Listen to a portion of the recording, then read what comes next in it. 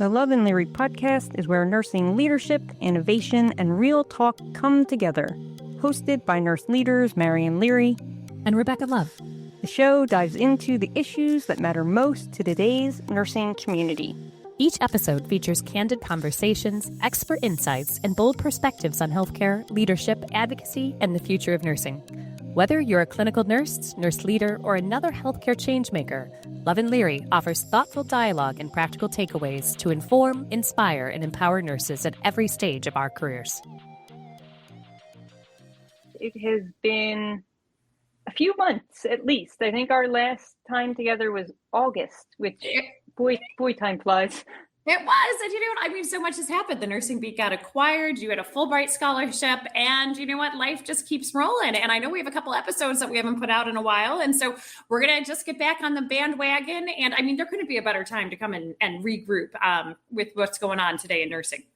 No, there really couldn't be a better time. And, you know, I think everything that has gone on this past week with the Department of Education, we're going to get into that in a second, has really prompted us to come back together and give a platform and a voice to this issue within nursing. And I'm going to let you set up what's going on, and then we're going to bring in our colleague, Kathryn Shaffer, who's going to have this conversation with us.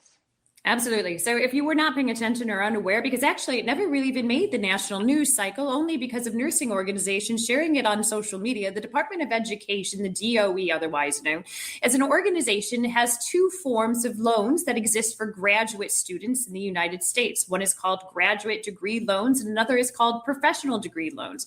And over the course of the last week, the Department of Education has decided to declassify nursing advanced degrees and education as a form of professional degrees, which would limit the amount of money that nurses could go for their advanced degrees. But not only that, the Department of Education, by doing this, is removing the advanced degrees in nursing as a professional degree that are on equivalent or par with lawyers and physicians in the United States because they maintain an independent license from which to practice. So for all fundamental sakes, although this is a redefining moment of a definition that many of us may not think is a big deal because it's simply just defining it, what it is doing is it's setting up not only a decrease in access to funding for nurses pursuing advanced degrees, but what we believe in some situation is the first step to further destabilize, defund, and also redefine the future of nursing in an already hierarchical profession that needs more support, not less. And so, Marian, I'm really excited that we're going to have Kathy Shaffer joining us to talk today, but please add some of the information you want. We should bring Kathy on and dive into this discussion. Yeah, I just want to clarify, right? The DOE is proposing this new rule that's going to narrow the definition of what a profession is. And mostly it's because of student loan regulations, right? And this isn't just affecting nursing. It's affecting physician's assistants and other public health programs.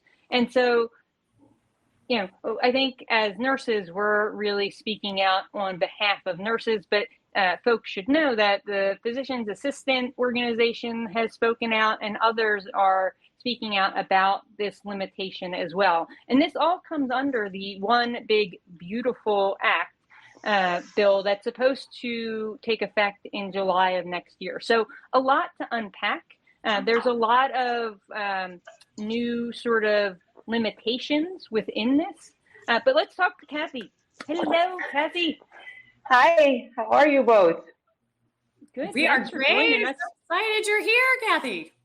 I'm very excited to be here on Love and Leary podcast. Woohoo!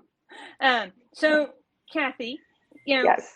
Last week when we all started seeing this on social media, and I was fortunate enough to see it because of my colleague, Ali Taib, Dr. Taib, and I'm so glad that I saw his post on this. And then once I saw that, I started seeing many other posts about this issue. And one of them, of course, was your post that has gone like completely super viral at this point, and rightfully so. And so I'd love for you to talk a little bit about, you know, your background, your position right now, where you sit in nursing, and why you feel so strongly about what's going on with the Department of Education's new proposed rules. Well, thank you both for having me on your podcast. And to say that I am blown away by how viral that post on LinkedIn went is, I don't even know how to describe it.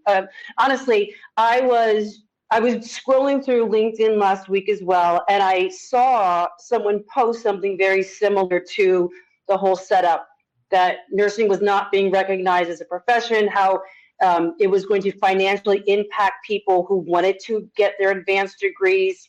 And I had to sit there and I had, when I ever post on LinkedIn, I always do my research. I may read someone's post, but then I immediately go out into the big, beautiful world of the web, and I start to collect data to say, is this true? Is this not true? Give me the background. I need some more information. And as I started to read about it and see the impact when it came to higher education, I was like, who is going to be left to nurse?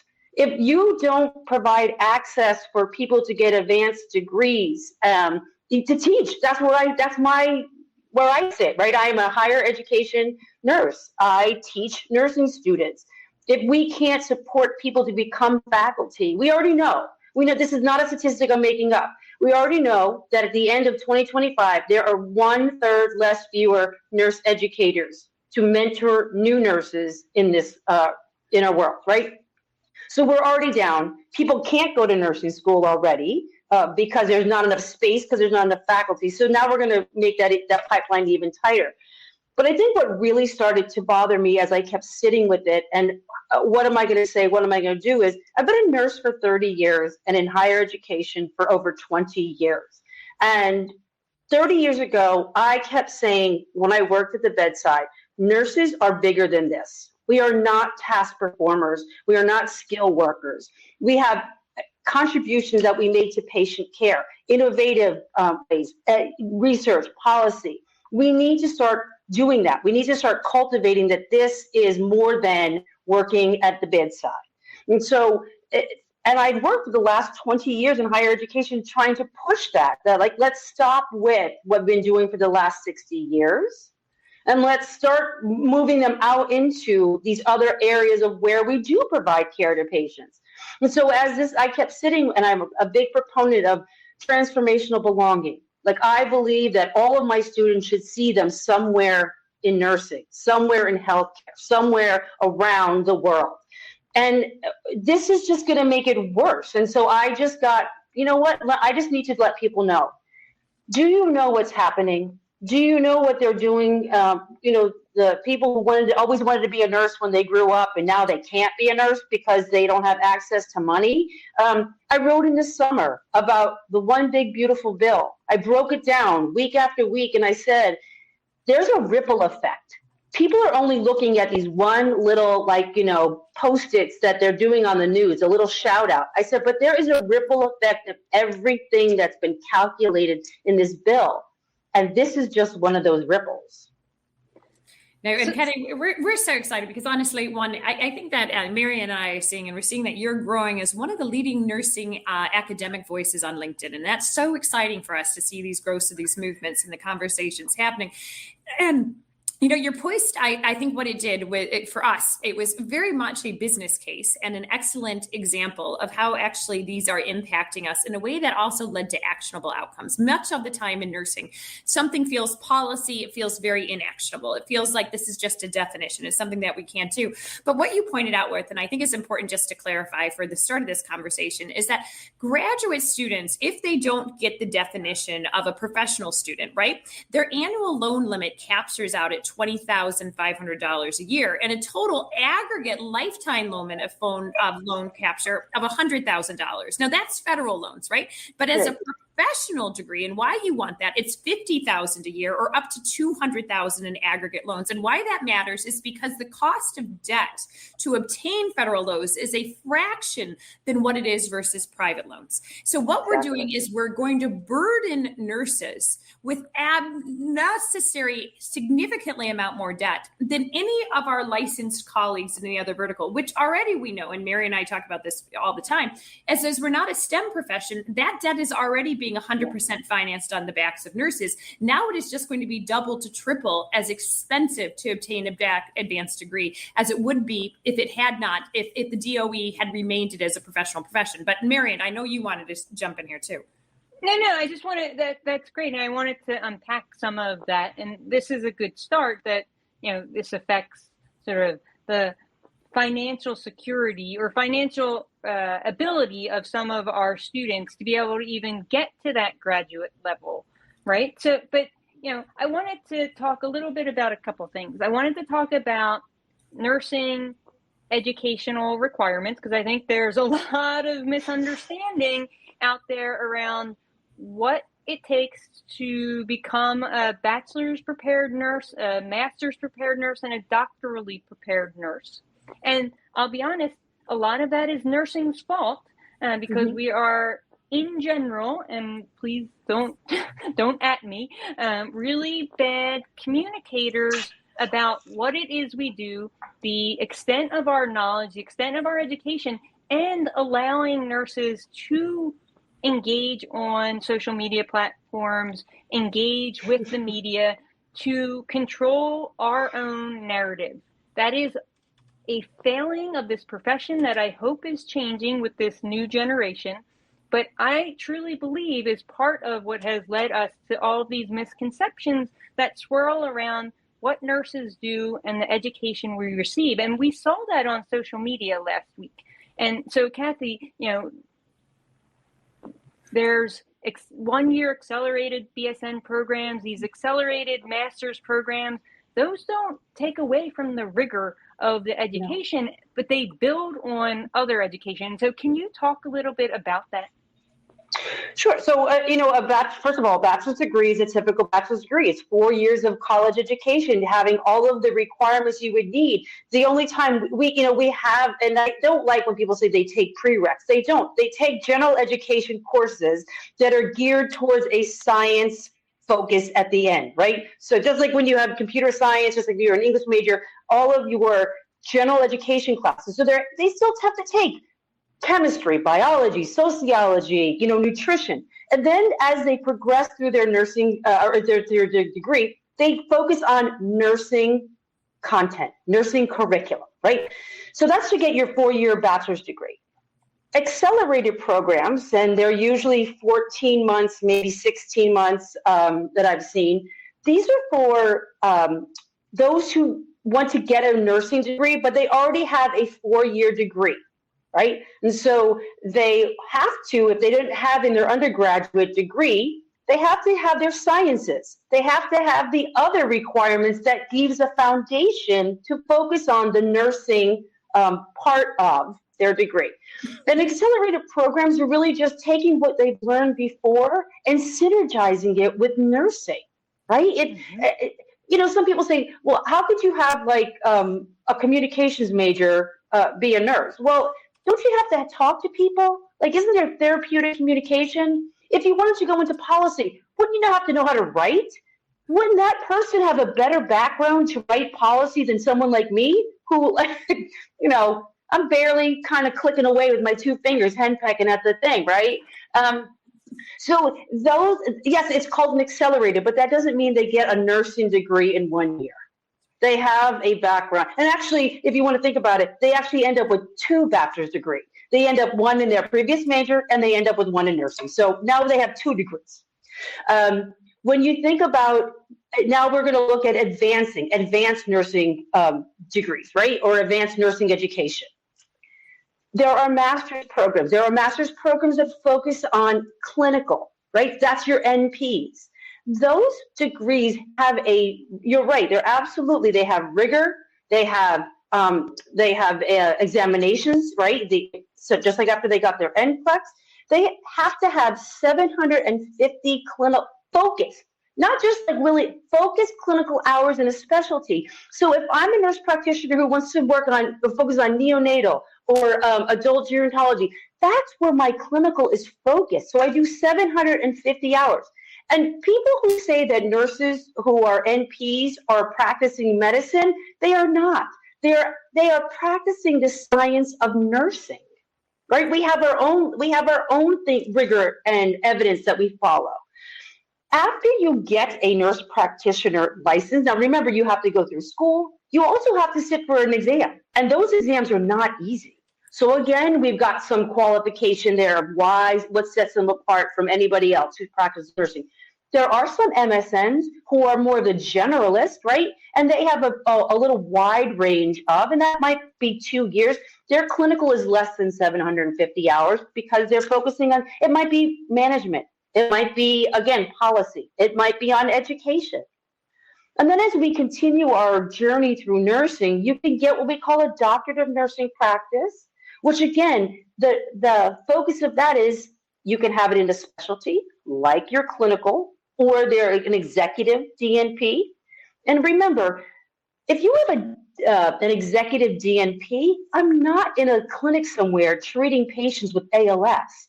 I'm working in a healthcare institution that is using, systems-based knowledge to create, new policies or make healthcare delivery better or making access easier, right? And so a DNP still has to have total of 1,000 hours, clinical hours. So there is rigor to this. And a PhD is just like everyone else's PhD. That's like you all, Mary, right? So, yeah.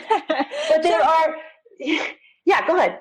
No, I was just going to say, so in terms of the new requirements, which I was just scrolling on the bottom, and I'll scroll again, okay, the degree must signify the completion of academic requirements to begin practice in a specific profession, check, that's nursing, right? We are ready and able to work at the bedside clinically or in our other positions from bachelor's on.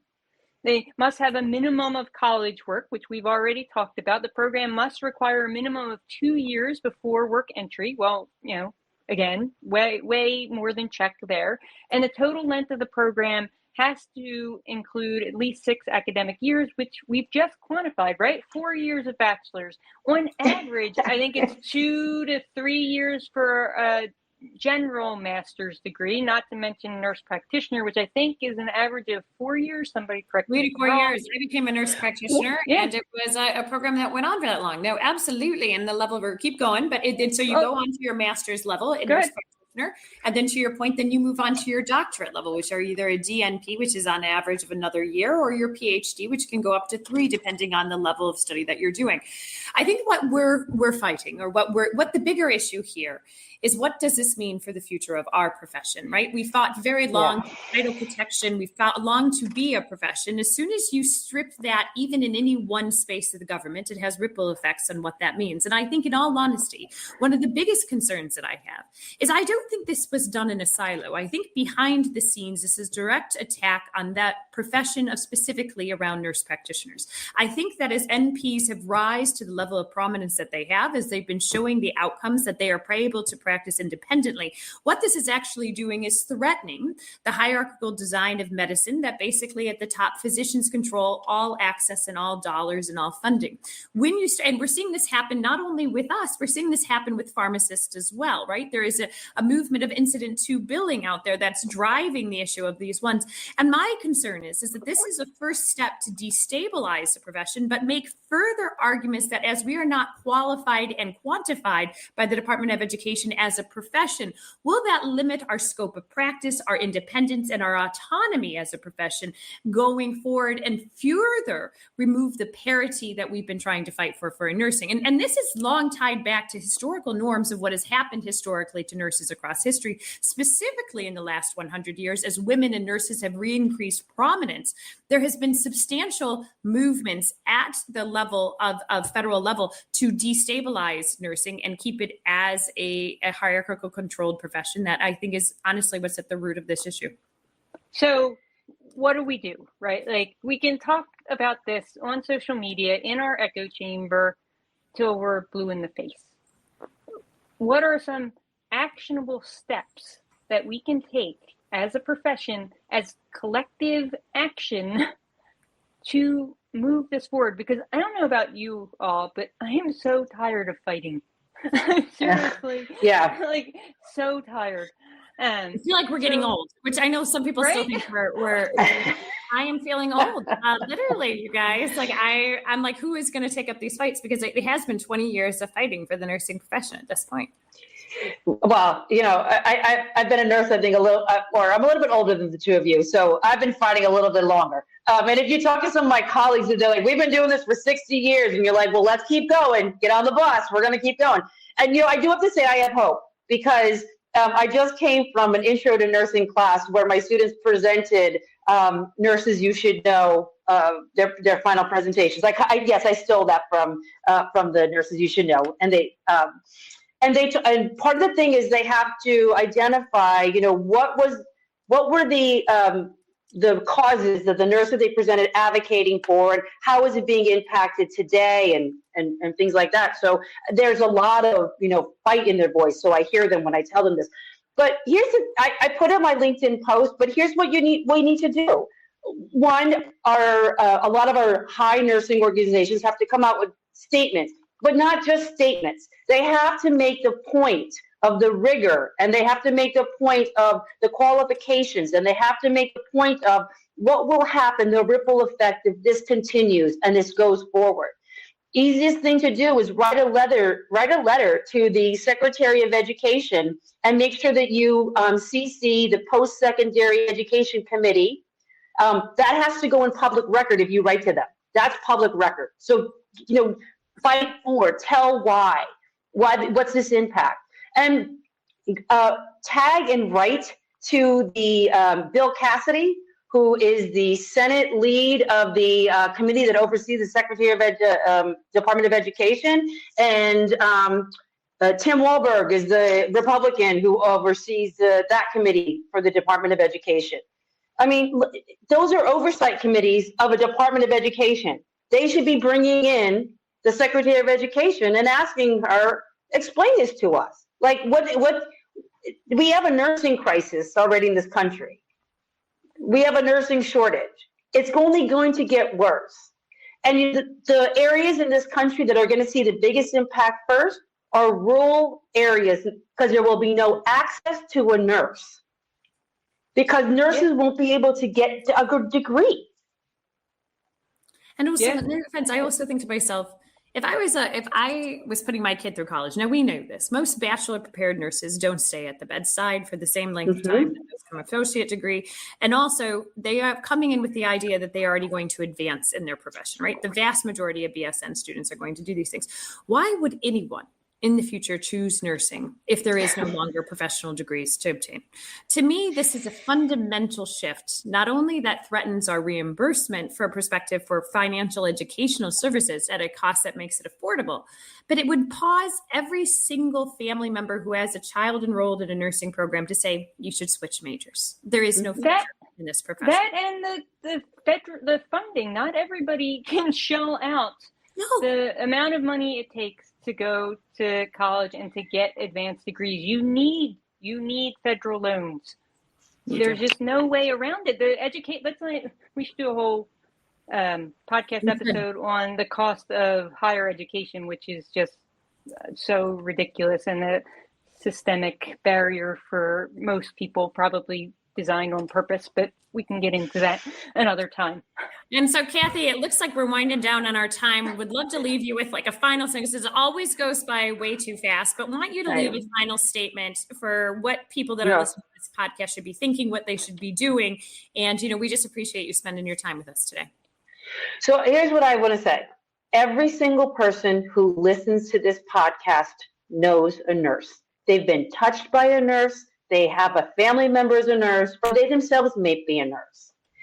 Our future is at a pivotal moment. And what is it going to be? Are we going to allow this nursing profession to remain the way it is, always to be subservient? Or are we going to speak up and advocate for this profession and look to them as the leaders that they are and that we are? just moving forward. So this is a pivotal time in America for nursing. Couldn't have said it better myself. It's a pivotal time in America for nursing. It's a pivotal time in America in general. So, Kathryn, thank you so much for coming on and sharing your thoughts. Please continue to use your incredible voice on social media and on other platforms. Again, this is why it's so important for nurses to be active and out on social media, in the media, and in other ways, writing op-eds, running for office. We didn't even get into that. There are a lot of ways that you can use your voice and control the narrative of nursing, but also control the policies that are coming down the pike. So we need you in all of these areas. And I would just like to say that the future is going to be nurses who are out there not scared to talk. And the truth is, it also shows the power of LinkedIn. So a simple post that you think may not be resonating can possibly go viral, and it amplifies and it elevates more nurses to become LinkedIn top voices, which means the reach of their post reaches audiences who would otherwise never hear from us. So we are thrilled that Kathryn Shaffer has joined us today, talked about this very important issue, and more importantly, seeing another nurse rise to the top in changing the narrative and the profession of nursing for the better. Thanks for listening to the Love and Leary podcast. We hope this conversation sparked new ideas, challenged your thinking, and reminded you of the power nurses have to lead change. If you enjoyed this episode, be sure to subscribe, leave a review, and share it. You can find more episodes and join the conversation wherever you do your podcast listening.